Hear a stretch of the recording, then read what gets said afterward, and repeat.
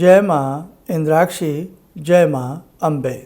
इंद्राक्षी धाम में दर्शकों आप सभी का हम हार्दिक स्वागत करते हैं। आज सूर्य उदय के साथ देवउठनी एकादशी है। आज संध्या के समय भगवान श्री हरि का स्मरण पूजन करना न भूलें।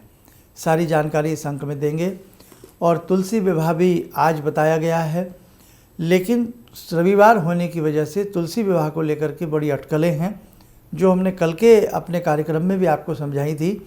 जो साधक कल का कार्यक्रम ना देख सके हों वो आज का भी ध्यान से सुने। आइए पहले आज का पंचांग देखें। 2 नवंबर सन 2025 दिन रविवार, संवत 2082, आश्विन मास, शुक्ल पक्ष, तिथि एकादशी। आज एकादशी तिथि जो है सुबह 7:22 तक है। नक्षत्र पूर्वा भाद्रपद, राहु काल 4:30 से 6, दिशा शूल पश्चिम दिशा।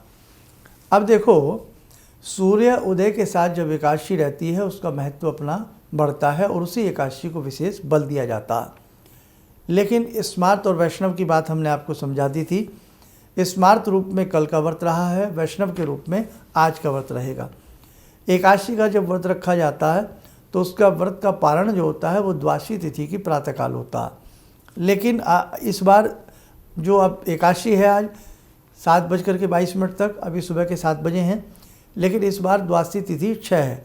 तो आप उसी हिसाब से भगवान का स्मरण करते हुए आज संध्या के समय या कल के समय आप अपना पारण जिस प्रकार से करते आए हैं उसी प्रकार से कर लेना।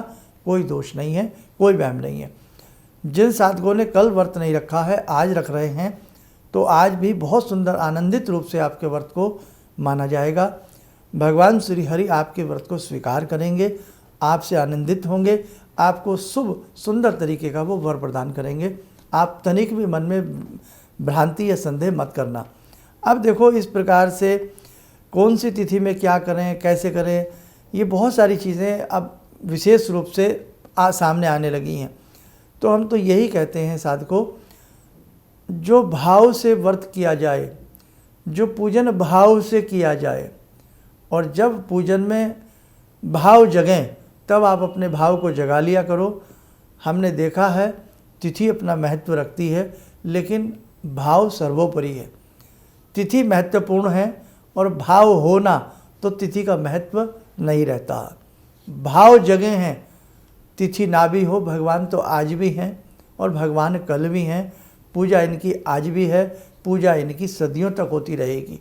जब तक घट में श्वास हैं, प्राण हैं, तब तक हम अपने आराध्य को भजते ही रहते हैं। इसलिए बेटा, कभी जीवन में तिथियों का कन्फ्यूज़न हो जाए तो अपने मन में शंका मत रखना, अपने मन में वहम मत रखना। बस अपने भाव को सुंदर बना के रखना।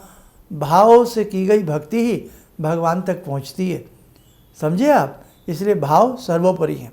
तिथियों का महत्व है, ऐसी बात नहीं है। तो आज की स्थिति में आज की आनंदित तिथि है और देव उठनी एकादशी के रूप में तिथि मानी जाती है।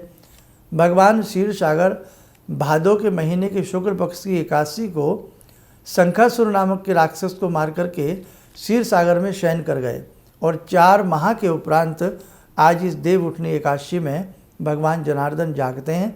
उन्हें जगाने के लिए प्रांतीय रूप में नाना भांति से भजन गाए जाते हैं और राजस्थान में इनमें बटुआ पूजन आदि बहुत नामों से इनको जाना जाता है। तो कहने का भाव, आपकी जो परंपराएं आपके परिवार की चली आ रही हैं, पीढ़ी दर पीढ़ी जिस प्रकार से आप अपने आराध्य को पूजते आ रहे हैं, आप उसी प्रकार से अपने कर्म को भावमय होकर के करते रहें। भ्रांतियों का शिकार आप न बने, ठीक है। अब दूसरी बात, संध्या के समय जैसे हमने बताया 5 दीप देसी घी के जला लेना, छोटी छोटी दियालियाँ। इसीलिए तो कार्तिक मास को दीपोत्सव का मास कहा गया है। जला करके किसी चीज़ से ढक लेना, छाछ से, छलनी से, हिसाब से छलनी से ही वैसे ढका जाता है कि अग्नि ना प्रवेश करे छाछ आदि में।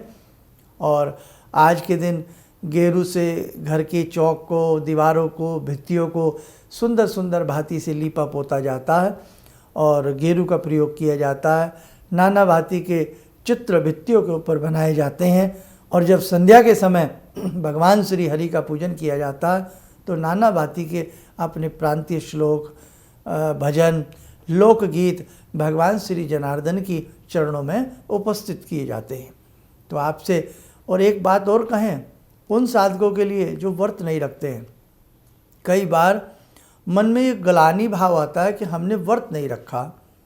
कई बार आप व्रत रखती हैं रखते हैं लेकिन किसी कारण से, बीमारी से या किसी सफ़र के कारण आप व्रत नहीं रख पाते हैं, तो मन में ग्लानि मत लाना, भाव सर्वोपरि हैं। उस स्थिति में आप एक समय फलाहार ले सकते हैं, दिन में दूध ले लें, चाय ले लें, फल ले लें और शाम की फलाहारी में एक समय आप फलाहारी कर सकते हैं। आपका रास्ता भी तय हो जाएगा, आपको बहुत ज़्यादा दिक्कत भी नहीं आएगी और आपका व्रत भी हो जाएगा। और जो साधक कतई व्रत नहीं रखते हैं, बस स्वभावगत नहीं रखते हैं, तो कम से कम दिन में आज आप एक काम करना, सात्विक आहार लेना। कोई भी ऐसा गरिष्ठ भोजन दिन में मत करना। लहसुन प्याज का आज के दिन आप बिल्कुल त्याग रखना और चलते फिरते ओम नमो भगवते वासुदेवाय, ओम नमो भगवते वासुदेवाय, ओम नमो भगवते वासुदेवाय जपते रहना। ठीक, ये बात तो ये हुई। अब जैसे कि आज रविवार का दिन है, तुलसी को नहीं स्पर्श किया जाता, तुलसी माता की आज जल नहीं दिया जाता, पूजा नहीं की जाती। तो तुलसी विवाह के बारे में हमने कल भी प्रकाश डाला है कि एकादशी से लेकर के पूर्णिमा के बीच में जब भी हमें शुभ लगन, शुभ फेरों की स्थिति मिलती है, तब हम तुलसी विवाह कर लेते हैं। बहुत लोगों ने शनिवार में किया है और उस हिसाब से शुभ स्थिति के रूप में कल भी सोमवार के दिन आप तुलसी विवाह कर सकते हैं। ठीक है, तुलसी जी को, उनके गमले को गेरुओं से, उनके बिरवे को अच्छे से गेरू आदि से रंग पोत लें, स्वास्तिक का चिन्ह बना दें, शुभ लाभ उस पर लिख सकते हैं, ओम तुलसी नमः उस पर लिख सकते हैं। माता रानी को, तुलसी माता को सुंदर सी चुनरी उड़ावें, धूप दीप पंचोपचार आदि दे करके उनका पूजन करें। जो उनका तुलसी विवाह नहीं करते हैं तो वो भी कल संध्या के समय ऐसा कर लें। और जो विवाह आदि करते हैं, शालिग्राम जी को एक सुंदर से सिंहासन पर बिठा करके, धूप दीप दे करके, चंदन का दिठौना दे करके, 7 फेरे अपने हाथ में उनका सिंहासन लेकर के तुलसी गमले के चारों तरफ वो भाव से घुमाए जाते हैं। तो कहने का भाव है, अपने अपने भाव हैं, जैसे आपके भाव जगें वैसे जगाएं। जिनसे कुछ भी नहीं आता वो शालिग्राम जी को तुलसी के विरवे के पास रख करके दोनों का ही, तुलसी का, शालिग्राम जी का पंचोपचार या षोडशोपचार पूजन कर लेते हैं। धूप दीप दे करके, तुलसी मैया के चरण छू करके, शालिग्राम जी के चरण छू करके उनसे शुभ आशीर्वाद प्राप्त कर लेते हैं।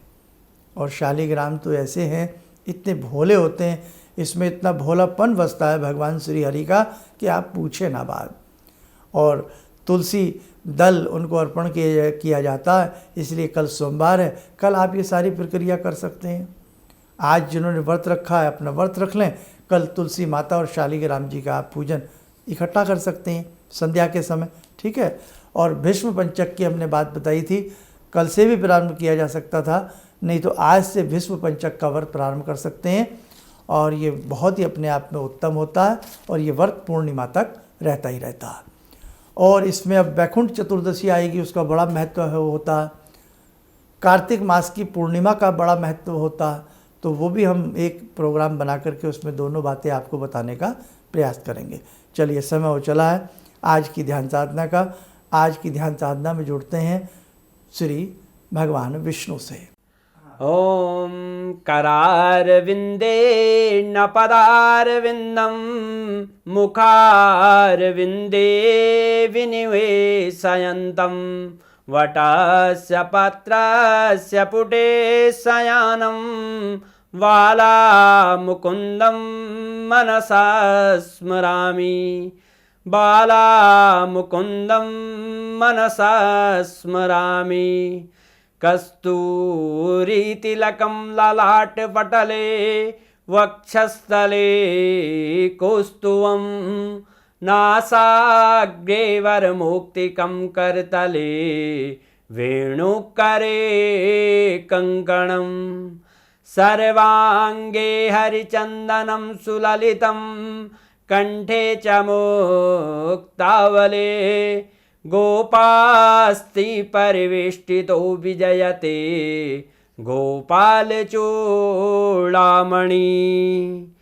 शान्ताकारं भुजगशयनं पद्मनाभं सुरेशं विश्वाधारं गगनसदृशं मेघवर्णं शुभांगं लक्ष्मीकान्तं कमलनयनं योगवृद्ध्यानगम्यं वन्दे विष्णुं भवभयहरं सर्वलोकैकनाथं।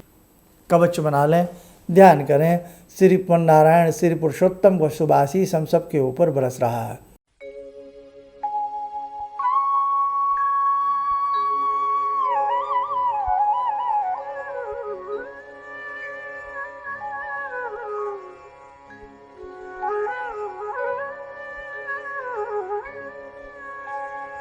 ओम बोलते हुए नेत्र खोलें, सामान्य हो जाए।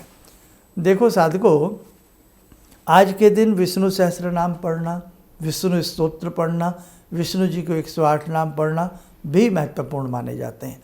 आपसे जितना बन सके, जैसा बन सके वैसा करिए, बट आपके भाव अच्छे होने चाहिए। चलिए, आप सब लोग स्वस्थ रहें, सुखी रहें। इन्हीं शुभकामनाओं के साथ हम अपनी वाणी को विराम देते हैं। जय जय अम्बे। भगवान से जुड़ो और भगवान से जुड़ने का जरिया आपने बताया, बहुत अच्छा लगा, बहुत धन्यवाद। और सनातन धर्म को जिंदा रखने के लिए आप जो प्रयास कर रहे हैं वो बहुत सराहनीय है। हम लोग को मौका मिला है, हम लोग भाग्यशाली हैं जो आपके करीब आने का हम लोग को मौका मिला है। किसी भी समस्या के समाधान के लिए मिले प्रसिद्ध हस्तरेखा एवं वास्तु विशेषज्ञ प्रोफेसर धर्मेंद्र शर्मा जी से। नोट: शिविर में भाग लेने हेतु एवं व्यक्तिगत रूप से मिलने के लिए कॉल करने का समय सुबह 10 बजे से शाम 6 बजे तक। हमारे विभिन्न ज्ञानवर्धक कार्यक्रम देखने के लिए आप हमें अभी सब्सक्राइब करें, बेल आइकन को प्रेस करें ताकि आप देख सकें हमारा कार्यक्रम सबसे पहले। और अधिक जानकारी के लिए फेसबुक पेज को लाइक करना न भूलें।